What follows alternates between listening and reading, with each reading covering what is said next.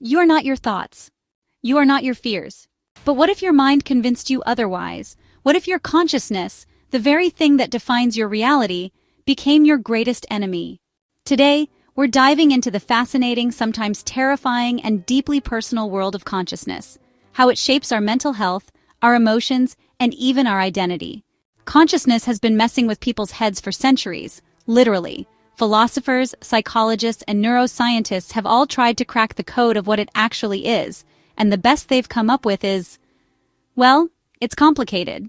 Basically, consciousness is your awareness of yourself and the world around you, and it's what lets you experience everything from deep thoughts to sudden existential crises at 2 a.m.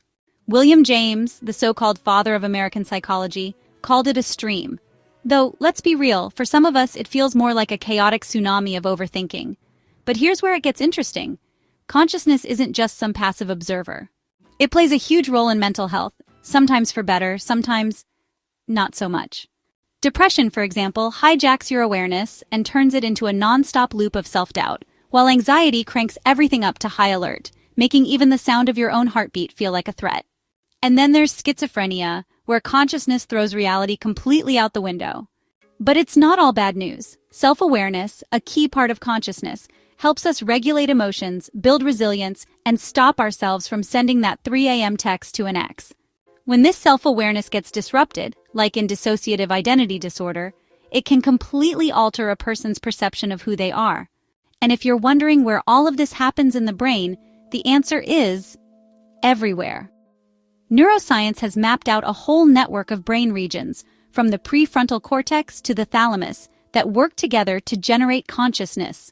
But damage to these areas, whether from injury, disease, or sleep deprivation after binge-watching a show till sunrise, can throw everything off balance. Speaking of sleep, dreaming is one of the weirdest ways consciousness shows itself, turning our thoughts into bizarre stories that sometimes make no sense. Or worse, remind us of that embarrassing thing we did 5 years ago. But here's the good news. We're not completely at the mercy of our own minds. Mindfulness and therapy can actually help us reshape our conscious experience. Practices like meditation train us to observe our thoughts without letting them take control, while cognitive behavioral therapy, CBT, helps rewire our thinking patterns so we don't fall into mental traps. And if you're into philosophy, you'll love the ongoing debate about whether consciousness is just neurons firing away, or if it's something deeper, maybe even a fundamental part of the universe. So basically, your brain could be either a supercomputer or the universe itself thinking about itself. Either way, one thing's clear. Understanding consciousness isn't just about science, it's about understanding you.